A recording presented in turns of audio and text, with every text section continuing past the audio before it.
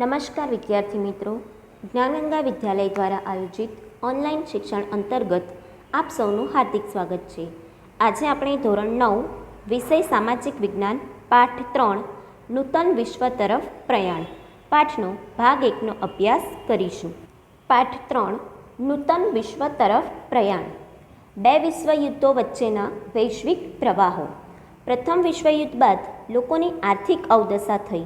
તેને સુધારવામાં તાત્કાલિક સરકારો નિષ્ફળ ગઈ. તેથી લોકોને લોકશાહીમાંથી વિશ્વાસ ઉઠી ગયો. કેટલાક રાષ્ટ્રોમાં સરમુખત્યારશાહીનો ઉદય થયો, જેના પરિણામે દ્વિતીય વિશ્વયુદ્ધનું સર્જનાત્મક પરિબળ બન્યું. આ સંદર્ભે અત્રે નીચેના ઘટનાક્રમોનો અભ્યાસ કરીએ. વિદ્યાર્થી મિત્રો, પ્રથમ વિશ્વયુદ્ધ પછી યુરોપના અનેક દેશોમાં લોકોની અવદશા સુધારવામાં તે સમયની સરકાર નિષ્ફળ ગઈ હતી. તેથી એ દેશોમાં લોકોને લોકશાહીમાંથી વિશ્વાસ ઉઠી ગયો હતો. લોકશાહી નિષ્ફળ બની ગઈ હતી. એ દેશોમાં ઉગ્ર રાષ્ટ્રવાદને ઉત્તેજન મળતા સરમુખત્યારશાહીનો ઉદય થયો. સમગ્ર યુરોપના રાજકારણમાં પરિવર્તન આવ્યું. તે દ્વિતીય વિશ્વયુદ્ધનું સર્જનાત્મક પરિબળ બન્યું. આ સંદર્ભે અત્રે નીચેના ઘટનાક્રમોનો આપણે અભ્યાસ કરીએ. પહેલું, ઇટાલીમાં ફાસીવાદ. બીજું, જર્મનીમાં નાઝીવાદ. ત્રીજું, જાપાનમાં લશ્કરવાદ. અને ચોથું, વૈશ્વિક મહામંદી 1929થી 32. પહેલું, ઇટાલીમાં ફાસીવાદ. પ્રથમ વિશ્વયુદ્ધમાં ઇટાલી વિજેતા રાષ્ટ્રોના પક્ષે હતું અને તેમના જ પક્ષે રહી યુદ્ધ લડ્યું. તેમાં ઇટાલીને $12 અબજનો જંગી ખર્ચ થયો. 6 લાખ સૈનિકોની જાનહાનિ થઈ. છતાં વિજેતા મિત્ર રાષ્ટ્રોએ મનગમતા પ્રદેશો લઈ લીધા અને ઇટાલીની ઉપેક્ષા થઈ. તેથી ઇટલી રોષે ભરાયું. ઇટાલીનો રાષ્ટ્રીય સ્વમાન ભંગ થયો. તે માટે ઇટાલીની સરકાર જ જવાબદાર છે તેમ માની ઇટાલીની જનતા રાષ્ટ્રીય અપમાનનો બદલો લેવા માંગતી હતી. ઇટાલીને આવા કપરા સંજોગોમાંથી ઉગારવા માટે બેનિટો મુસોલિનીએ ઇટાલીમાં ફાસિસ્ટ પક્ષની સ્થાપના કરી. તેનું પ્રતીક લાકડાની ભારી અને કુહાડી, જે રોમન સમ્રાટની સર્વોપરિતાનું પ્રતીક છે, તે અપનાવ્યું હતું. ફાસીવાદ ઇટાલીના ફાસેજે શબ્દમાંથી ઉતરી આવ્યો છે. ફાસેજેનો અર્થ બધી વસ્તુઓ પર રાજ્યનો અધિકાર થાય છે. મુસોલિનીનો મુદ્રાલેખ હતો એક પક્ષ અને એક નેતા. તેણે પોતાના પક્ષના સ્વયંસેવકોને લશ્કરી તાલીમ આપી. તેમનો ગણવેશ કાળા રંગનો હતો. મુસોલિનીએ સત્તા પર આવ્યા પછી ભૂમધ્ય સમુદ્રના રોહોલ્ડર્સ અને ડોડિકાનીસ ટાપુઓ તુર્કી પાસેથી પડાવી લીધા. 1924માં અલ્બેનિયા, એબેસિનિયા અને ફ્યુમ બંદર જીતી લીધા.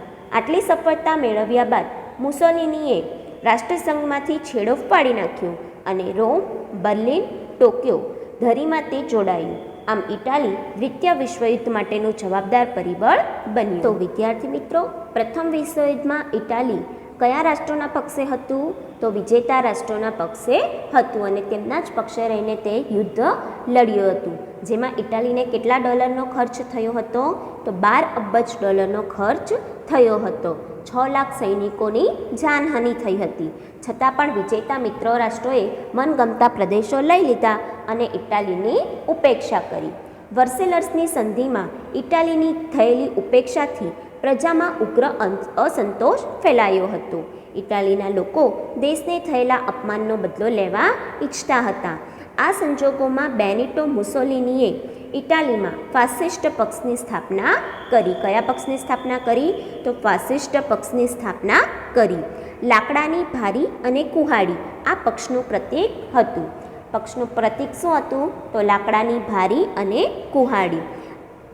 લશ્કરી તાલીમ પામેલા પક્ષના સ્વયંસેવકો કાળા રંગનો પોશાક પહેરતા હતા.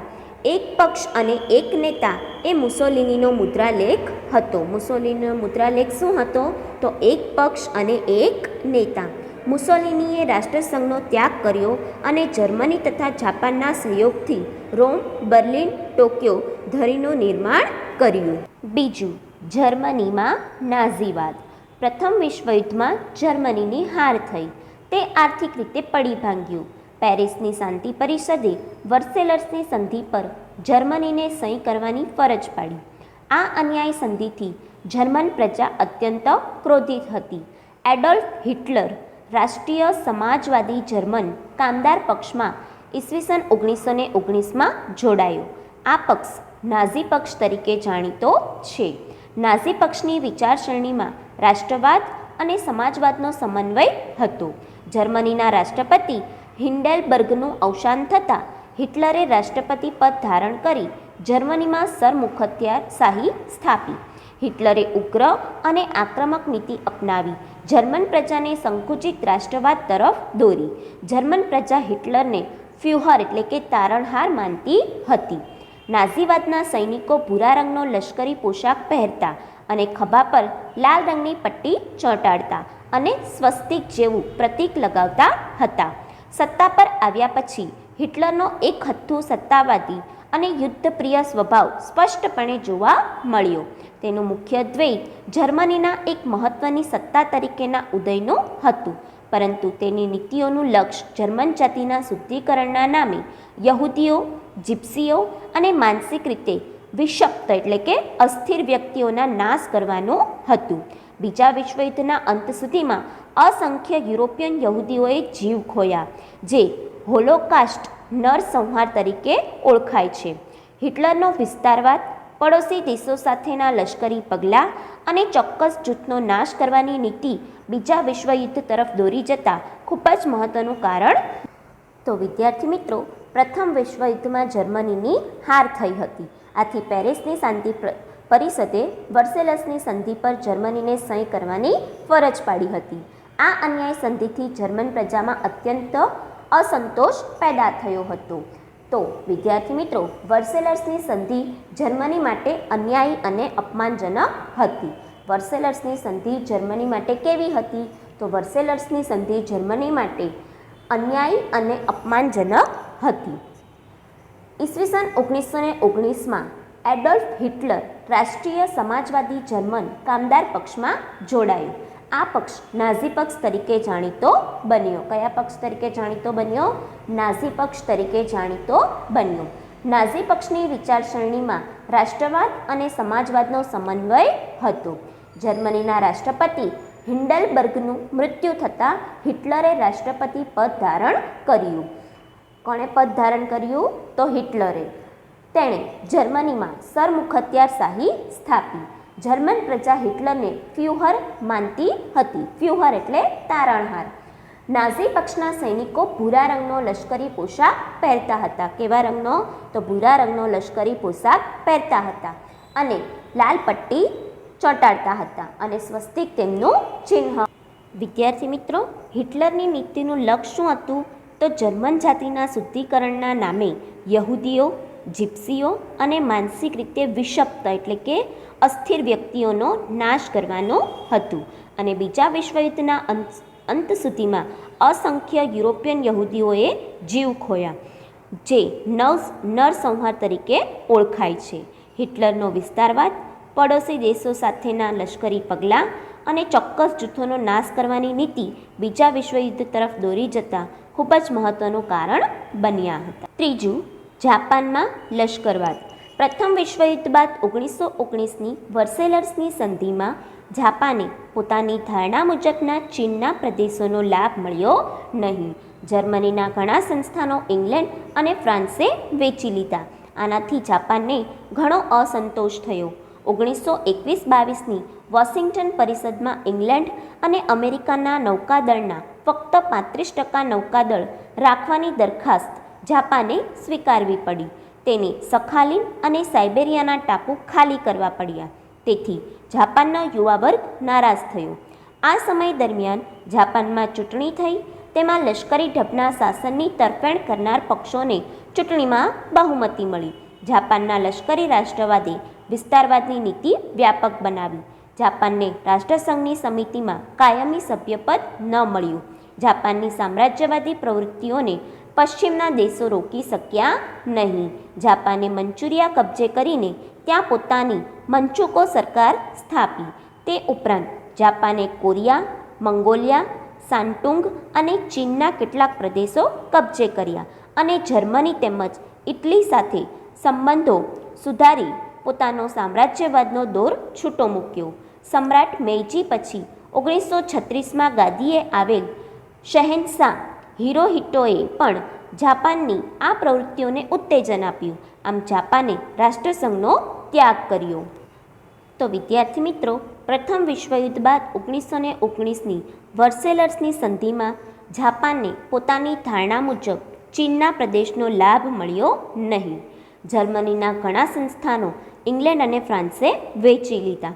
આનાથી જાપાનની પ્રજામાં ઘણો અસંતોષ ઊભો થયો.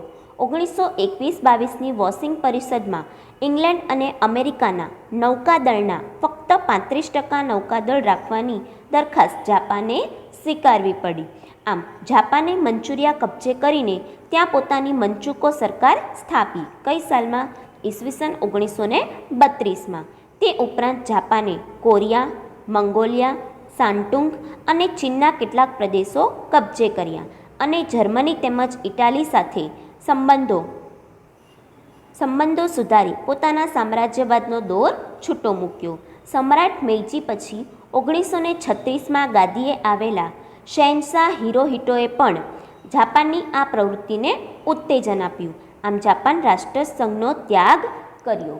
આમ પ્રથમ વિશ્વયુદ્ધ પછી જાપાને સામ્રાજ્યવાદી નીતિ અપનાવી અને જાપાને ઈસવીસન 1932માં મંચુરિયા કબજે કર્યો અને 1933માં જાપાન રાષ્ટ્રસંઘમાંથી બહાર નીકળી ગયું. ચોથું, વૈશ્વિક મહામંદી 1929. યુરોપના મોટાભાગના રાષ્ટ્રોના વડાઓને એવી ધારણા હતી કે પ્રથમ વિશ્વયુદ્ધના અંતે વિશ્વની યુદ્ધેતર સમસ્યાઓનો પણ અંત આવી જશે, પરંતુ આ ધારણા ખોટી પડી. એકાએક અમેરિકાના વોલ સ્ટ્રીટ શેર બજારમાં ઘણા મોટા પ્રમાણમાં શેર વેચવા આવતા શેરની કિંમત અત્યંત ભયજનક રીતે ઘટવા માંડી. તેથી વિવેચકોએ તેને વોલ સ્ટ્રીટ સંકટના નામથી ઓળખાવી હતી. આ સંકટે વિશ્વભરની આર્થિક સ્થિતિને ડામાડોળ કરી મૂકી હતી, જેમાંથી વૈશ્વિક મહામંદીનું સર્જન થયું હતું. વિશ્વના મોટાભાગના રાષ્ટ્રો આ મહામંદીના પ્રભાવ નીચે આવી ગયા હતા. ગ્રેટ બ્રિટન જેવી મહાસત્તાને પણ પોતાના ચલણ પાઉન્ડ સામે અનામત રૂપે રખાતા સુવર્ણના જથ્થાની નીતિ ત્યજવી પડી. તેનો પ્રભાવ વિશ્વના અન્ય રાષ્ટ્રો અને આંતરરાષ્ટ્રીય વેપાર ઉદ્યોગ પર પડ્યો. અમેરિકા જેવા સમૃદ્ધ રાષ્ટ્રોએ આર્થિક સ્થિતિની અવગણના કરીને પણ કડક નિયંત્રણો લાદવા પડ્યા. વિશ્વ વ્યાપાર ઘટીને અડધો થઈ જવા પામ્યો. આમ તૃતીય વિશ્વયુદ્ધનું રૂપરેખાનું સર્જન થયું.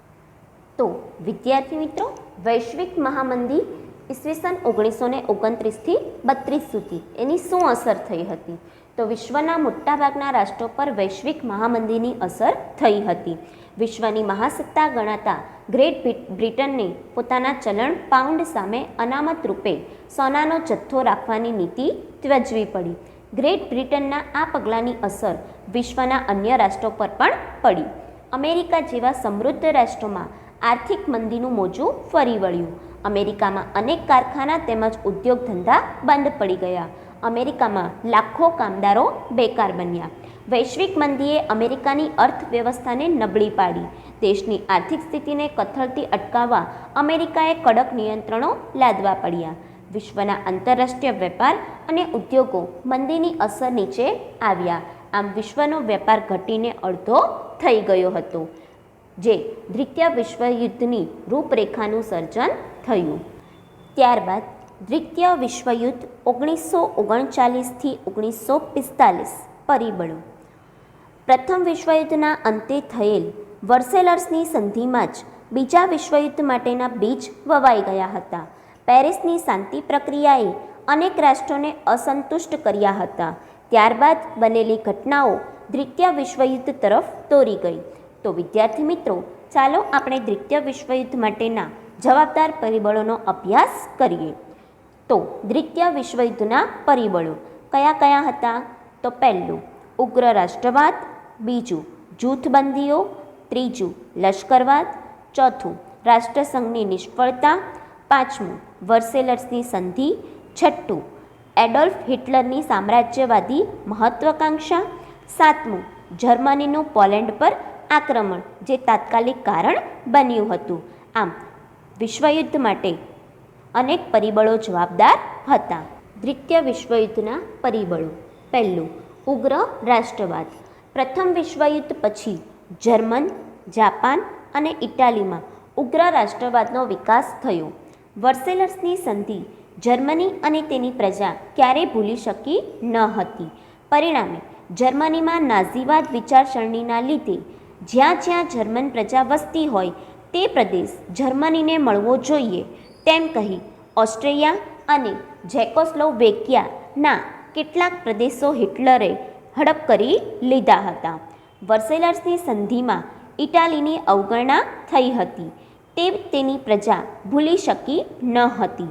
ઇટાલીમાં મુસોલિનીએ ફાસિસ્ટ પક્ષના નેતૃત્વ તળે ઉગ્ર રાષ્ટ્રવાદ શરૂ કરી સામ્રાજ્યવાદી નીતિ અપનાવી. બીજી બાજુ એશિયામાંથી જાપાનને પણ સામ્રાજ્યવાદીની દોડમાં ઝંપલાવ્યું હતું. આમ વિશ્વ શાંતિ જોખમરૂપ બની હતી. તો વિદ્યાર્થી મિત્રો, દ્વિતીય વિશ્વયુદ્ધનું પહેલું પરિબળ હતું ઉગ્ર રાષ્ટ્રવાદ. તો પ્રથમ વિશ્વયુદ્ધ પછી જર્મની, ઇટાલી અને જાપાનમાં રાષ્ટ્રવાદે ઉગ્ર અને આક્રમક સ્વરૂપ ધારણ કર્યું. જર્મનીમાં હિટલરના નાઝી પક્ષે અને ઇટાલીમાં મુસોલિનીના ફાસિસ્ટ પક્ષે પ્રજામાં આક્રમક રાષ્ટ્રવાદ વિકસાવ્યો. જાપાને પણ સામ્રાજ્યવાદી નીતિ અપનાવી લોકોમાં ઉગ્ર રાષ્ટ્રવાદ વિકસાવી તેમને યુદ્ધ માટે તૈયાર કર્યા. પરિણામે વિશ્વ શાંતિ. બીજું પરિબળ હતું જૂથબંધીઓ. પ્રથમ વિશ્વયુદ્ધ બાદ ફ્રાન્સને હંમેશા જર્મનીનો ભય રહેતો હોવાથી બેલ્જિયમ, પોલેન્ડ, રૂમાનિયા તેમજ ઝેકોસ્લોવેકિયા સાથે મૈત્રી કરારો કર્યા. ઇટાલીએ ઝેકોસ્લોવેકિયા, યુગોસ્લાવિયા, રૂમાનિયા, હંગેરી, ગ્રીસ, તુર્કી અને ઓસ્ટ્રેલિયા સાથે કરાર કર્યા. રશિયાએ જર્મની, તુર્કી, લિથુઆનિયા અને ઈરાન સાથે કરાર કર્યા. ઇટાલીએ જર્મની અને જાપાનના સહયોગથી રોમ, બર્લિન, ટોક્યો ધરીની રચના કરી. ઇંગ્લેન્ડ અને ફ્રાન્સે લોકશાહી મૂલ્યોવાળું બીજું જૂથ રચ્યું. જર્મનીએ રશિયા સાથે બિન આક્રમક સંધિ કરી. આથી વિશ્વમાં ભયનું સામ્રાજ્ય ઊભું થયું હતું. આ પરિબળે વિશ્વયુદ્ધને વેગ આપ્યો હતો. તો વિદ્યાર્થી મિત્રો, દ્વિતીય વિશ્વયુદ્ધનું બીજું પરિબળ હતું જૂથબંધીઓ. પ્રથમ વિશ્વયુદ્ધ બાદ ફ્રાન્સને જર્મનીનો ભય હોવાથી તેણે બેલ્જિયમ, પોલેન્ડ, રૂમાનિયા અને ઝેકોસ્લોવેકિયા સાથે મૈત્રી કરારો કર્યા. એવી જ રીતે ઇટાલીએ પણ ઝેકોસ્લોવેકિયા, યુગોસ્લાવિયા, રૂમાનિયા, હંગેરી, તુર્કી, ગ્રીસ અને ઓસ્ટ્રેલિયા સાથે કરાર કર્યા. ઇટાલીએ જર્મની અને જાપાનના સહયોગથી રોમ, બર્લિન, ટોક્યો ધરીની રચના કરી. રશિયાએ પણ જર્મની, તુર્કી, લિથુઆનિયા અને ઈરાન સાથે કરાર કર્યા. ઇંગ્લેન્ડ અને ફ્રાન્સે લોકશાહી મૂલ્યો ધરાવતા દેશોનું જૂથ રચ્યું. આમ આ પરિબળે પણ વિશ્વયુદ્ધને વેગ આપ્યો હતો. ત્રીજું, લશ્કરવાદ. પ્રથમ વિશ્વયુદ્ધ પછી શાંતિની જાળવણી કરવા માટે પ્રયાસો કરવામાં આવ્યા હતા.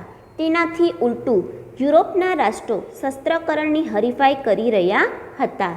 યુરોપમાં દરેક રાષ્ટ્રોમાં માત્ર ને માત્ર શસ્ત્રોનું ઉત્પાદન વધ્યું. એકબીજાથી ચડિયાતા યુદ્ધ શસ્ત્રો બનાવવામાં આવ્યા હતા. રશિયા, જર્મની જેવા કેટલાક રાષ્ટ્રોએ તો લશ્કરમાં ફરજિયાત તાલીમ શરૂ કરી. દરેક રાષ્ટ્રોએ નૌકાદળ, હવાઈદળ અને ભૂમિદળમાં વધારો કર્યો. પૂર્વમાં જાપાને લશ્કરી તાકાત વધારી. આખરે ઇંગ્લેન્ડ અને ફ્રાન્સ પણ પોતાની શસ્ત્ર સજ્જતામાં વધારો કરતા દ્વિતીય વિશ્વયુદ્ધના નગારા વાગવા લાગ્યા હતા. તો વિદ્યાર્થી મિત્રો, ત્રીજું પરિબળ છે લશ્કરવાદ. તો પ્રથમ વિશ્વયુદ્ધ પછી યુરોપના બધા દેશો એકબીજાથી ચડિયાતા શસ્ત્રોનું ઉત્પાદન કરવા લાગ્યા હતા. રશિયા અને જર્મનીએ લશ્કરમાં ફરજિયાત ભરતી શરૂ કરી દીધી હતી. યુરોપના દરેક દેશે ભૂમિદળ, નૌકાદળ અને હવાઈદળની સંખ્યામાં પણ વધારો કર્યો. જાપાન અને અમેરિકાએ પણ શસ્ત્ર સામગ્રી વધારવાની હોડમાં ઝંપલાવ્યું. અમેરિકાએ નૌકાદળને સશક્ત બનાવ્યું હતું. આમ શસ્ત્રીકરણની દોડે વિશ્વને યુદ્ધકીય વાતાવરણમાં પલટી નાખ્યું અને દ્વિતીય વિશ્વયુદ્ધના નગારા વાગવા લાગ્યા. ચોથું પરિબળ, રાષ્ટ્રસંઘની નિષ્ફળતા.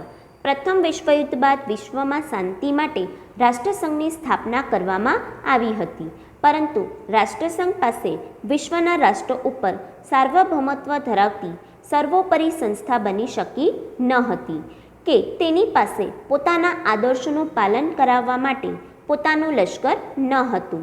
સભ્ય રાષ્ટ્રો રાષ્ટ્રસંઘ પાસે પોતાનો ઝઘડો લાવવા કે તેનો ચુકાદો માન્ય રાખવા બંધાયેલા ન હતા. કેટલાક રાષ્ટ્રો તો રાષ્ટ્રસંઘમાંથી બહાર નીકળી ગયા હતા. શરૂઆતમાં રશિયા અને જર્મનીએ રાષ્ટ્રસંઘનો સાથ છોડી દીધો. ત્યાર પછી ઇટાલી અને જાપાન તેની બહાર નીકળી ગયા હતા, કારણ કે ઇટાલીએ એબેસિનિયાની આઝાદી જૂટવી લીધી, જાપાને મંચુરિયા પર આક્રમણ કર્યું, જર્મનીએ ઝેકોસ્લોવેકિયાના કેટલાક પ્રદેશો હડપ કરી લીધા, છતાંય રાષ્ટ્રસંઘ તેને અટકાવી શક્યો નહીં. જુદા જુદા રાષ્ટ્રોની સત્તા લાલસા અથવા સત્તા ભક્તિ રાષ્ટ્રસંઘમાં બળવાન બની રાષ્ટ્રસંઘ જૂથબંધી અટકાવી શક્યો નહીં. રાષ્ટ્રસંઘની આ સૌથી મોટી નિષ્ફળતા હતી. તો વિદ્યાર્થી મિત્રો, ચોથું પરિબળ છે રાષ્ટ્રસંઘની નિષ્ફળતા. ઇટાલી, જાપાન અને જર્મની જેવા રાષ્ટ્રો તેમની સામ્રાજ્ય લાલસા સંતોષવા નાના અને નબળા રાષ્ટ્રો પર આક્રમણ કરવા લાગ્યા. રાષ્ટ્રસંઘને લશ્કરી પીઠબળ ન હોવાથી એ આક્રમણો રોકવામાં તેને નિષ્ફળતા. પાંચમું પરિબળ છે વર્સેલર્સની સંધિ. પ્રથમ વિશ્વયુદ્ધના અંતે પેરિસ શાંતિ પ્રક્રિયામાં વર્સેલર્સની સંધિ કરવામાં આવી. તેમાં જર્મનીને જવાબદાર ગણવામાં આવ્યું. તેથી યુદ્ધ દંડ પેટે 6.5 અબજ પાઉન્ડની મોટી રકમ આપવી પડી. તેના રુહાન પ્રાંત જેવા પ્રદેશો પડાવી લેવામાં આવ્યા. જર્મનીની રાહિન નદી આંતરરાષ્ટ્રીય જળમાર્ગ માટે ખુલ્લી મૂકવામાં આવી. આમ અપમાનજનક અને અન્યાયી સંધિ જર્મની પર ઠોકી બેસાડવામાં આવી. જર્મનીના સરમુખત્યાર એડોલ્ફ હિટલરે વર્સેલર્સની સંધિને કાગળનું ચીથરું કહીને ફગાવી દેવાની હાકલ કરી. તેથી જર્મનીની પ્રજાને યુદ્ધનું પ્રોત્સાહન મળ્યું. બીજી બાજુ જાપાનને પણ આ સંધિથી અસંતોષ હતો. આમ વર્સેલર્સની સંધિથી કોઈને કોઈ પ્રકારે કેટલાક રાષ્ટ્રોને અન્યાય થયો, માટે વર્સેલર્સની સંધિમાં જ બીજા વિશ્વયુદ્ધના બીજ રોપાયા હતા. તો વિદ્યાર્થી મિત્રો, જર્મનીને યુદ્ધ માટે જવાબદાર ગણીને તેના ઉપર 6.5 અબજ પાઉન્ડનો જંગી યુદ્ધ દંડ નાખવામાં આવ્યો. આ સંધિ મુજબ તેનો રૂહર પ્રાંત ફ્રાન્સે પડાવી લીધો. જર્મનીની રાહિન નદી આંતરરાષ્ટ્રીય જળમાર્ગ માટે ખુલ્લી મૂકવામાં આવી. જર્મનીના મોટાભાગના સમૃદ્ધ ખનિજ પ્રદેશો પડાવી લેવામાં આવ્યા હતા. આમ વર્સેલર્સની સંધિ જર્મની માટે અન્યાયી અને અપમાનજનક હતી. તેથી જર્મનીના સરમુખત્યાર હિટલરે આ સંધિને કાગળનું ચીથરું કહીને ફગાવી દેવાની પ્રજાને હાકલ કરી. તેથી જર્મનીની પ્રજાને યુદ્ધનું પ્રોત્સાહન મળ્યું હતું. વર્સેલર્સની સંધિમાં ઇટાલીની પણ ઉપેક્ષા થઈ હોવાથી તે પણ રોષે ભરાયું હતું. આ સંધિથી જાપાનને પણ ઘણો અસંતોષ થયો હતો. આમ વર્સેલર્સની અન્યાયી સંધિમાં જ દ્વિતીય વિશ્વયુદ્ધના બીજ વવાઈ ગયા હતા. છઠ્ઠું પરિબળ એડોલ્ફ હિટલરની સામ્રાજ્યવાદી મહત્વાકાંક્ષા. હિટલર બીજા વિશ્વયુદ્ધના પાયામાં હતો. તે ઉગ્ર રાષ્ટ્રવાદી અને સૈનિકવાદી માનસ ધરાવતો હતો, માટે તે કોઈપણ હિસાબે જર્મનીની એકતા, સ્થિરતા અને સમૃદ્ધિ ચાહતો હતો. હિટલરના સામ્રાજ્યવાદનો સૌ પહેલો શિકાર ઓસ્ટ્રેલિયા બન્યું. હિટલરે જર્મન સેના સાથે ઓસ્ટ્રેલિયામાં પ્રવેશ કર્યો 12 માર્ચ 1938માં. મ્યુનિચ સંમેલન પછી બીજા જ દિવસે ઝેકોસ્લોવેકિયા પર કબજો કર્યો હતો. ત્યારબાદ માર્ચ 1939માં લિથુઆનિયાના મેમેલ બંદર પર કબજો લીધો હતો. આમ વિશાળ જર્મન રાષ્ટ્રનું તેણે સર્જન કર્યું. હિટલરની સામ્રાજ્યવાદી નીતિ દ્વિતીય વિશ્વયુદ્ધ માટે મુખ્ય જવાબદાર હતી. તો વિદ્યાર્થી મિત્રો, હિટલર ઉગ્ર રાષ્ટ્રવાદી અને સૈનિકવાદી માનસ ધરાવતો હતો. તે ગમે તે ભોગે જર્મનીની એકતા, સ્થિરતા અને સમૃદ્ધિ ઈચ્છતો હતો. તેથી તેણે ઉગ્ર સામ્રાજ્યવાદી નીતિ અપનાવી.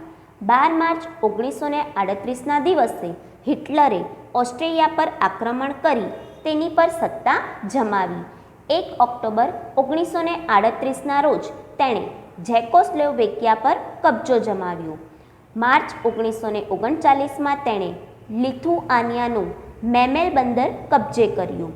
આમ હિટલરે વર્સેલર્સની સંધિનો ભંગ કરી વિશાળ જર્મન રાષ્ટ્રનું સર્જન કર્યું અને પોતાની મહત્વાકાંક્ષા સંતોષી. હિટલરની સામ્રાજ્યવાદી મહત્વાકાંક્ષા દ્વિતીય વિશ્વયુદ્ધ માટે કારણભૂત બની હતી. સાતમું પરિબળ જર્મનીનું પોલેન્ડ પર આક્રમણ, જે તાત્કાલિક પરિબળ. ઉપરયુક્ત તમામ પરિબળોએ સમગ્ર વિશ્વને દારૂગોળાના મોટા ઢગ પર લાવીને બેસાડી દીધું હતું. એક નાનકડી ચિનગારી વિશ્વમાં ભયાનક વિસ્ફોટ કરી શકે તેમ હતી અને આ ચિનગારી ચાપવાનું કામ જર્મનીએ શાંત પોલેન્ડ પર આક્રમણ કર્યું. તેથી દ્વિતીય વિશ્વયુદ્ધનો પ્રારંભ થયો હતો. બ્રિટન અને ફ્રાન્સ જર્મનીને આ યુદ્ધ તાત્કાલિક બંધ કરી દેવા ચેતવણી આપી, પણ જર્મનીએ તેની ઉપેક્ષા કરી. તેથી બ્રિટન અને ફ્રાન્સે આ યુદ્ધમાં ઝંપલાવ્યું. પરિણામે સમગ્ર વિશ્વમાં દ્વિતીય મહાયુદ્ધની જ્વાળાઓ ફેલાઈ ગઈ. તો વિદ્યાર્થી મિત્રો, જર્મનીના સરમુખત્યાર હિટલરની સામ્રાજ્ય લાલસાના કારણે યુરોપમાં યુદ્ધનું વાતાવરણ સર્જાયું હતું. 1 સપ્ટેમ્બર 1939ના દિવસે હિટલરે પોલેન્ડ પર આક્રમણ કર્યું. બ્રિટન અને ફ્રાન્સે જર્મનીને આ યુદ્ધ તાત્કાલિક બંધ કરવા માટે ચેતવણી આપી, પરંતુ જર્મનીએ તેની અવગણના કરી. તેથી બ્રિટન અને ફ્રાન્સે પોલેન્ડના રક્ષણ માટે જર્મની સામે યુદ્ધ જાહેર કર્યું. આ રીતે દ્વિતીય વિશ્વયુદ્ધનો પ્રારંભ થયો. આમ દ્વિતીય વિશ્વયુદ્ધ માટેના મુખ્ય પરિબળો ઉગ્ર રાષ્ટ્રવાદ, જેમાં વર્સેલર્સની સંધિના કારણે જર્મનીમાં હિટલરના નાઝી પક્ષે અને ઇટાલીમાં મુસોલિનીના ફાસિસ્ટ પક્ષે પ્રજામાં ઉગ્ર અને આક્રમક રાષ્ટ્રવાદ જમાવ્યો. જાપાને પણ સામ્રાજ્યવાદી નીતિ અપનાવી હતી. બીજું પરિબળ હતું જૂથબંધીઓ. પ્રથમ વિશ્વયુદ્ધ પછી ફ્રાન્સ, ઇટાલી અને રશિયાએ જુદા જુદા દેશો સાથે મૈત્રી કરારો કર્યા. ઇંગ્લેન્ડ અને ફ્રાન્સે લોકશાહી મૂલ્યો ધરાવતા દેશોનું અલગ જૂથ રચ્યું. ભિન્ન ભિન્ન દેશોના સત્તા જૂથો સામસામી છાવણીઓમાં મૂકતા વિશ્વમાં ભયનું વાતાવરણ સર્જાયું હતું. ત્રીજું પરિબળ હતું લશ્કરવાદ. યુરોપના બધા રાષ્ટ્રો એકબીજાથી ચડિયાતા શસ્ત્રોનું ઉત્પાદન કરવા લાગ્યા હતા. દરેક રાષ્ટ્રે લશ્કરની ત્રણેય પાંખોમાં સૈનિકોની સંખ્યા વધારી. જાપાન અને અમેરિકાએ પણ લશ્કરવાદની દોડમાં ઝંપલાવ્યું હતું. આમ લશ્કરવાદે વિશ્વને યુદ્ધકીય વાતાવરણમાં પલટી નાખ્યું હતું. રાષ્ટ્રસંઘની નિષ્ફળતા. જર્મની, ઇટાલી, જાપાન જેવા દેશો તેમની સામ્રાજ્ય લાલસા સંતોષવા નાના અને નબળા રાષ્ટ્રો પર આક્રમણ કરવા લાગ્યા. રાષ્ટ્રસંઘને લશ્કરી પીઠબળ ન હોવાથી એ આક્રમણો રોકવામાં નિષ્ફળતા મળી હતી. વર્સેલર્સની સંધિ. વર્સેલર્સની સંધિ જર્મની માટે અત્યંત કડક અને અપમાનજનક હતી. જર્મનીના સરમુખત્યાર હિટલરે વર્સેલર્સની સંધિને કાગળનું ચિત્રું કહીને ફગાવી દીધી હતી. આ સંધિ દ્વારા જર્મનીને આર્થિક, રાજકીય અને લશ્કરી દ્રષ્ટિએ કચડી નાખવામાં આવ્યું હતું. જાપાનને પણ વર્સેલર્સની સંધિથી અસંતોષ થયો હતો. આ સંધિથી કોઈને કોઈ પ્રકારે કેટલાક રાષ્ટ્રોને અન્યાય થયો હતો. આમ વર્સેલર્સની અન્યાયી સંધિમાં દ્વિતીય વિશ્વયુદ્ધના બી વવાયા હતા. એડોલ્ફ હિટલરની સામ્રાજ્યવાદી મહત્વાકાંક્ષા. એડોલ્ફ હિટલર ઉગ્ર રાષ્ટ્રવાદી અને સામ્રાજ્યવાદી હતો. 12 માર્ચ 1938માં તેણે ઓસ્ટ્રિયા પર અને 1 ઓક્ટોબર 1938માં ઝેકોસ્લોવેકિયા પર આક્રમણ કરી ત્યાં પોતાની સત્તા જમાવી. 1939માં તેણે લિથુઆનિયાના મેમેલ બંદર પર પણ કબજો જમાવ્યો. જર્મનીનું પોલેન્ડ પર આક્રમણ દ્વિતીય વિશ્વયુદ્ધ શરૂ થવા માટેનું તાત્કાલિક કારણ હતું. આમ દ્વિતીય વિશ્વયુદ્ધ માટે અનેક પરિબળો જવાબદાર હતા.